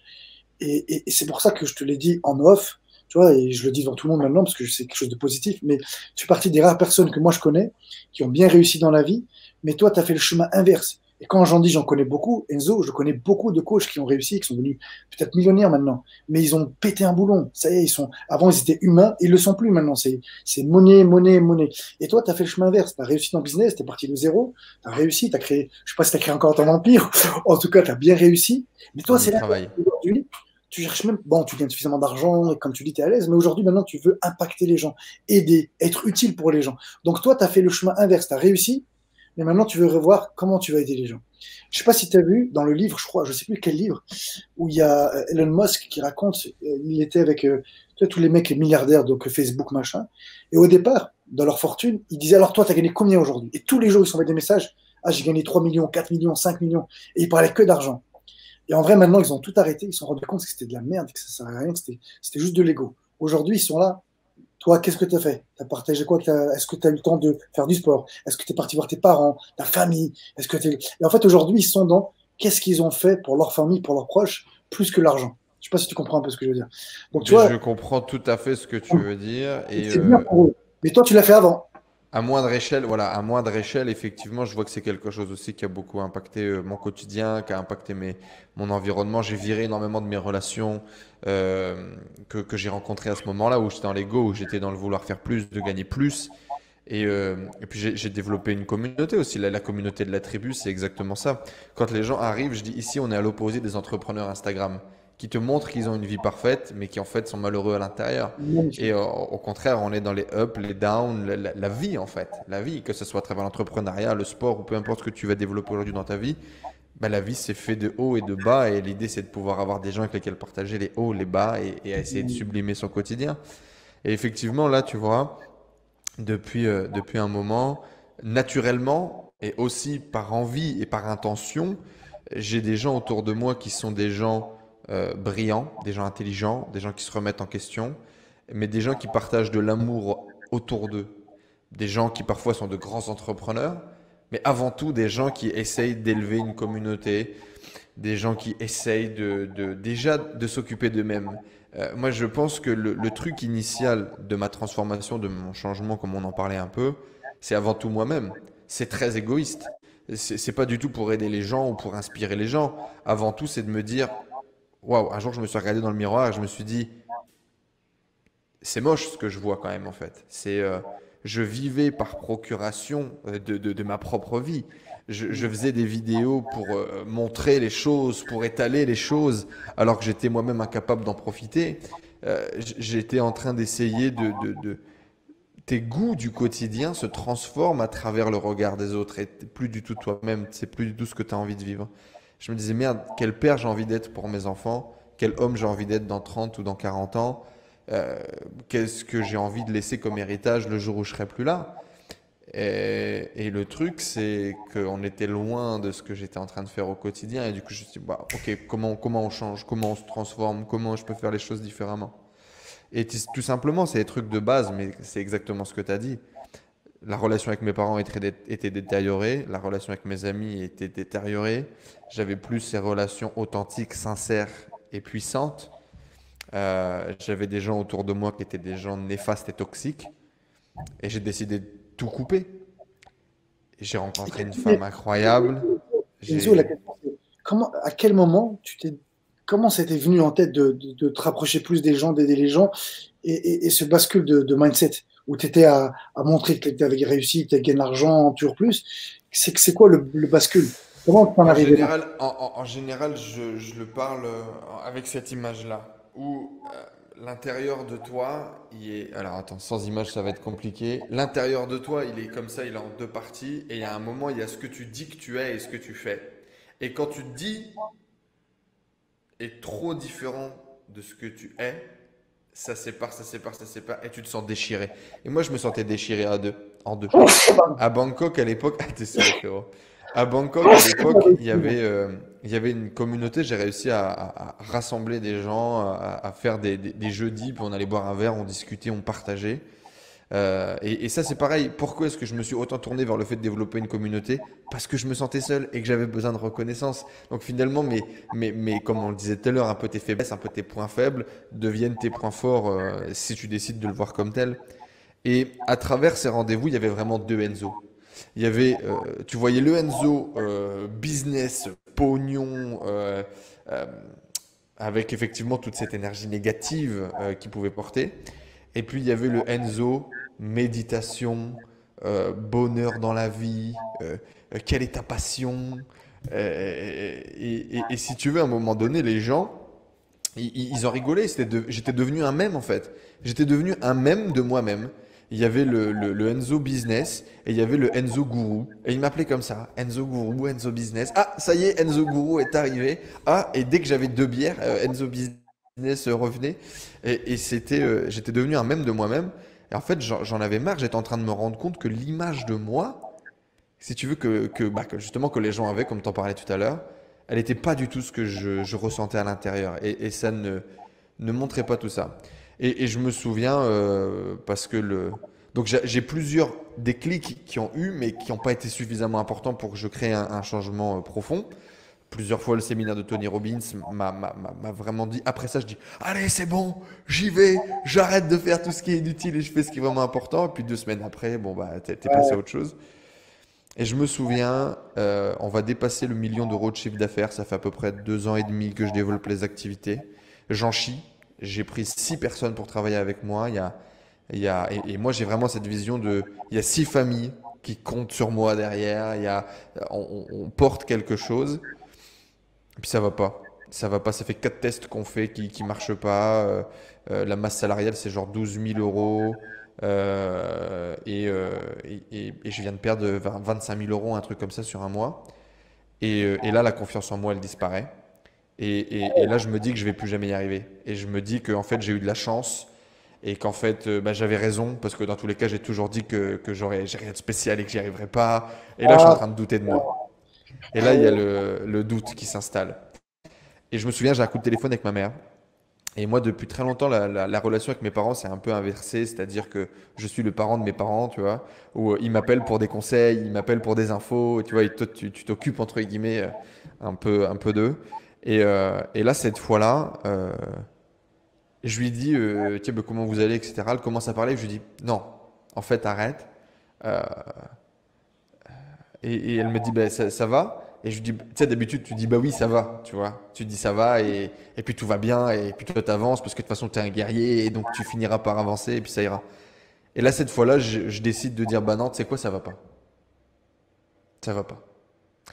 Et je raconte à ma mère que je sais pas gérer l'argent, que j'ai gagné beaucoup d'argent, mais que j'ai tout perdu, et que j'ai l'impression d'être une fraude, quoi, que j'ai eu de la chance, et que demain tout va disparaître, et que je ne sais pas comment je vais payer le loyer le mois prochain, alors que le mois dernier, j'ai gagné 100 000 euros. Et je raconte ça à ma mère, tu vois. Et ça me fait un bien de ouf, parce qu'en fait, je me rends compte que je portais tout ça sur mes épaules et que j'étais incapable de le partager. Et à ce moment-là, je décide, c'est fini, plus jamais. Plus jamais vivre à travers les réseaux sociaux, à travers le fait de montrer que tu as gagné X, Y, Z. Tu sais, le concours à ce moment-là, c'était ça, c'est combien tu as gagné aujourd'hui. Et plus je gagnais, plus ça me rendait malheureux, en fait, parce que ça répondait plus à mes besoins, tu vois. Et, et voilà, bref, c'est ce genre d'expérience qui, à un moment donné, fait que la déchirure est trop grande. Et je dis, c'est pas possible. Alors, par contre, entre le c'est pas possible et vraiment commencer à faire quelque chose qui a plus de sens dans ta vie, rajouter de l'amour, rajouter du sens, parfois il se passe des mois, mais j'avais décidé que ça, et cette fois-ci, on y allait et je tendais vers cette vie-là. Voilà. ben, top. Tu vois, comme quoi, c'est marrant, mais on en revient toujours. La vie fait ça. Il y a des hauts, des bas, des hauts, des bas. Et ceux qui disent que c'est toujours haut, et ils vous montrent justement avec travers les réseaux sociaux qu'ils sont dans une piscine à Dubaï, ils sont là en vacances, Hmm. en voiture. Ouais, c'est en facette. C'est pour ça que je te dis que les gens ne cherchent plus vraiment à être heureux, mais à montrer qu'ils sont heureux. C'est ça qui est Ouais, fou. exactement. Malheureux. C'est ça qui est malheureux, en fait, pour eux. Après, il y a un truc que tu as dit, et je me suis retrouvé dedans, c'est, tu disais qu'au début, tu étais égoïste, c'est que tu aidais les gens, mais en aidant les gens, tu t'aidais toi. Bah, moi, j'étais comme ça au départ. Au départ, en aidant les gens, je me suis aidé moi-même. Et puis sentir utile, sentir que t'es aimé, et qu'on me dise merci pour le conseil que tu m'as donné et tout. Tu vois? Voilà. Jusqu'à ce qu'après, nous-mêmes, on est alignés. Et à partir de là, on le fait vraiment pour aider les gens. Sans plus Ouais. rien à retour ni Et rien. puis effectivement, déjà poser la conscience, comme tu disais tout à l'heure, bah, j'ai fait une chaîne YouTube et machin, pas besoin de reconnaissance. Déjà la Hum, moitié du chemin elle est faite, quoi. Ouais, d'ailleurs, la chaîne, Fouad, si tu devais revenir un peu sur ton ouais, parcours, du coup, faut que je c'est me quoi sauve ton vraiment. super pouvoir? Dans 5 minutes, il faut que je me sauve. Hein? C'est quoi ton super pouvoir? Dernière question et on te laisse filer. Mon super pouvoir, moi, j'ai inventé une méthode qu'on appelle la méthode Matrix. C'est pour apprendre quelque chose très, très vite, en fait. C'est qu'aujourd'hui, même si je suis pas très bon dans un domaine où j'y connais rien, eh ben, je peux devenir, pas un expert, mais je peux devenir très, très bon dans un domaine du moment que j'aime et que je veux le développer. Donc, c'est pouvoir développer une compétence dans n'importe quel domaine, en fait. J'ai Voilà. l'impression qu'il y a beaucoup de discipline, de processus dans ta réussite et dans la réussite des gens que tu coaches aujourd'hui. C'est la clé Énormément. selon toi. Ah, pour moi, aujourd'hui, la réussite, c'est un processus. Et c'est un processus qu'on retrouvera de partout, en fait. Tous ceux qui ont réussi, bah, ils vont tous dire la même chose, qu'ils y croyaient, qu'ils ont été disciplinés, qu'ils ont eu de la patience, de la rigueur, de la détermination. Ils ont tous eu des hauts et des bas, mais ils se sont accrochés. Donc, en fait, si on regarde l'histoire de n'importe qui, en fait, qu'ils soient artistes, sportifs, businessmen, ils vont te raconter tous la même chose, plus ou moins. Donc, ils ont tous utilisé le même processus, mais alors adapté à leur environnement et à leur objectif. Mais c'est toujours, pour moi, la réussite, c'est un processus. La chance n'existe pas, elle se provoque. Et on est responsable de tout ce qui nous arrive. Et pour finir avec la formule, avant que je me sauve, pour moi, si vous voulez retenir une formule pour expliquer la réussite, c'est deux mots. Essayez de trouver ce que c'est. Bah, douleur, hein, j'ai trouvé tout à l'heure, je pense. Tu as dit quoi? Douleur. Il y a le premier ingrédient, c'est la douleur ou le trauma ou la Ah, souffrance. exactement, exactement. Donc il y a ça. Donc essayez d'aller un mot qui expliquerait ça et qui regrouperait plein d'autres qualités en fait. Oh, Bon allez, je vous le dis. vas-y. Dépassement de soi. Hmm. Aujourd'hui, pour moi, ma citation préférée maintenant, c'est dans l'effort qu'on devient plus fort. Donc aujourd'hui, si vous voulez arriver à perdre vos kilos et ça fait longtemps que vous n'avez pas réussi, tout simplement parce qu'à un moment donné, vous ne voulez pas vous faire mal. Vous commencez à avoir faim, vous avez des envies et vous dites, vous cherchez la facilité en disant, allez, aujourd'hui, je me fais plaisir, eh ben, c'est pas grave. Et vous échouez. Vous voulez devenir champion, entraînez-vous comme un champion. Vous voulez avoir, je sais pas, vous voulez devenir riche, eh ben, pensez et agissez comme un riche. Investir, mettre de l'argent de côté, y croire. En bref, aujourd'hui, ça dépasse par la douleur et le dépassement de soi. Aujourd'hui, dès que nous, on a mal, ben, on arrête. C'est trop douloureux. En fait. Dès que c'est un peu douloureux, comme je te dis, les gens n'acceptent plus la douleur, l'ennui. Donc, dès que c'est un peu douloureux, un peu trop, ils disent, allez, c'est bon, stop, j'ai eu ma dose. Et ils s'arrêtent. Alors qu'en fait, la réussite, elle se dépasse si vous dépassez cette douleur. C'est pour ça qu'on parle de dépassement de soi. Tu vas dire patience, rigueur et bien évidemment douleur. Et le deuxième mot, donc dépassement de soi plus pensée positive. Et vous verrez que j'ai pas marqué de confiance. Parce que la confiance, c'est pas grave au départ. On n'en a pas besoin. Ce qui est plus important, c'est juste, OK, si je m'entraîne dur, je peux y arriver. Alors je vais m'entraîner dur et je dis que c'est possible. Donc je focus sur des pensées positives. Et la confiance va se développer. Aujourd'hui, si je me lance au tennis, ben, je suis nul. Donc j'ai pas confiance en moi. Mais je me dis, OK, si je m'entraîne dur, donc douleur tous les jours, allez, 5 heures d'entraînement par jour, et que je reste focus sur du positif et que quoi il arrive, j'y arriverai, ben, la confiance, elle viendra. Parce que la confiance, c'est une capacité qui se développe. C'est une compétence, c'est un état d'esprit. Comme tu l'as dit, on peut gagner la confiance comme on peut la perdre. Donc en fait, si aujourd'hui vous voulez réussir, eh ben, travaillez sur la douleur. En fait, qu'est-ce qui vous fait, c'est quoi qui vous fait mal et qu'est-ce que vous n'acceptez pas. Si vous réussissez pas, vous allez voir que c'est pour ça, parce que vous l'avez trop tôt, parce que en fait, il y a une douleur que vous n'acceptez pas en fait. Et une fois que vous avez réussi à dépasser cette douleur, ça c'est terminé, ça sera facile en fait pour vous. Et donc c'est un processus pour moi encore. Est-ce que tu es d'accord? Elle est pas mal ma formule ou Elle est pas? pas mal la formule, très intéressante. À vous de jouer, les amis. Mettez le doigt sur vos douleurs. Pensée positive. Ce qui est intéressant, c'est qu'on est à l'opposé de la pensée positive. Tout le monde est beau, tout le monde il est gentil. Non, on est dans la pensée positive, mais dans la douleur pour justement pouvoir se dépasser. Eh bien, Ish, les Warriors, merci beaucoup Fouad d'être venu partager avec nous. C'était un vrai plaisir encore une fois d'échanger. J'espère que cette conversation, elle vous a élevé, elle vous a mis dans de bonnes énergies pour attaquer la journée et pour dépasser, pour vous dépasser, réaliser vos rêves de gosse. Tous les liens pour retrouver le travail de Fouad sont juste en dessous. Merci beaucoup Fouad d'être venu partager ta lumière et puis on se donne rendez-vous dans le prochain épisode. On a dit qu'on ferait une vidéo sur Hajime no Ippo et l'importance de cet animé pour tous les boxeurs et tous les gens qui veulent se dépasser. Peut-être qu'on le fera un jour. Avec plaisir. En tout cas, moi, je suis là si tu as besoin. Je vous À laisse. très bientôt les amis.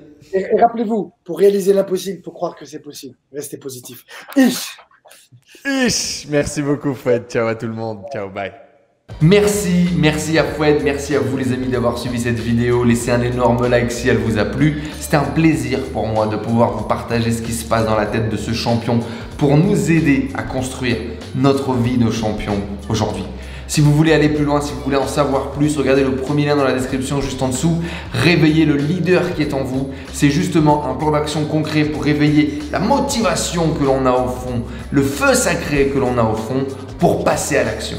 Je suis persuadé que ça va vous aider. Allez voir cette formation et on se donne rendez-vous de l'autre côté. À bientôt les amis.